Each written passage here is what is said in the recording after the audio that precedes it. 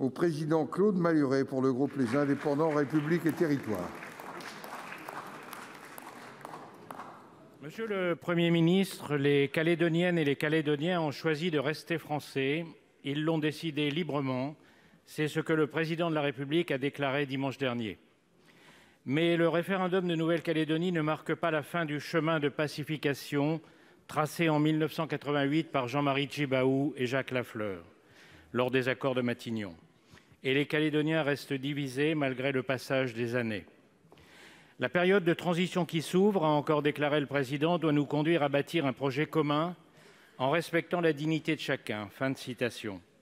Cette nouvelle étape ne sera pas, loin de là, plus facile que les précédentes, pour au moins 3 raisons. La première est l'impératif de maintenir le dialogue avec toutes les composantes de la population, alors que les indépendantistes contestent le scrutin et refusent pour l'heure de reprendre langue avec le gouvernement. Le calme impressionnant dans lequel s'est déroulée la consultation, respecté par ceux-là même qui la contestaient, laisse néanmoins espérer que le fil du dialogue n'est pas rompu. Le deuxième défi est l'extraordinaire difficulté, dans la période de transition prévue jusqu'à juin 2023, de construire un projet qui ne soit pas seulement institutionnel et juridique, mais de vie en commun, qui prenne en compte des sujets aussi cruciaux que la stratégie nickel, l'autonomie alimentaire et énergétique, le foncier, la fiscalité et une croissance plus juste et plus soucieuse de la nature. Le troisième défi est qu'il va aussi falloir répondre aux urgences des prochaines semaines qui nécessitent un échange immédiat avec les élus calédoniens, la situation sanitaire, la situation économique, l'inquiétant déséquilibre des finances publiques.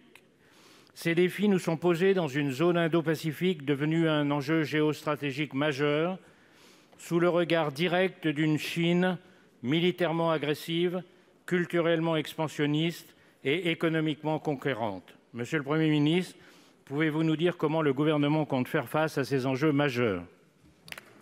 Pour vous répondre, la parole est à Monsieur le Premier ministre. Monsieur le Premier ministre, vous avez la parole. Merci beaucoup, Monsieur le Président, Mesdames et Messieurs les sénateurs. Monsieur le Président Claude Malhuret, vous avez raison, la consultation référendaire de dimanche dernier ne marque pas la fin de l'histoire. Elle marque toutefois la fin d'une étape importante de cette histoire et qui a été fixée par les accords de Nouméa en 1998 qui, vous le savez toutes et tous, prévoyaient l'organisation de 3 référendums qui se trouvent, je le rappelle, tous s'être tenus sous le présent quinquennat, 2 sous mon gouvernement, et qui, je n'ai pas besoin de vous le dire, se sont tous soldés par le même résultat, c'est-à-dire la volonté des électrices et des électeurs de rester dans la République française. Et permettez-moi de rappeler, ainsi que je l'avais dit ici même d'ailleurs et dans d'autres instances, je m'en réjouis.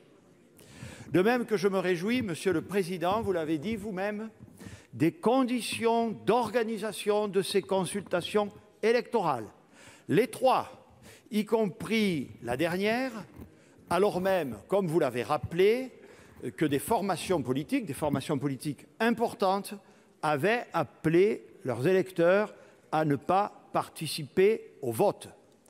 En revanche, vous aurez toutes et tous noté que l'ensemble des maires, quelle que soit leur tendance, y compris ceux appartenant aux dites formations, ont organisé le scrutin. Aucun bureau de vote n'a été fermé. Il y a donc eu un climat de sérénité qui a d'ailleurs fait l'objet d'observations extrêmement positives de la commission de contrôle indépendante du scrutin qui a été, comme à chaque fois, constituée.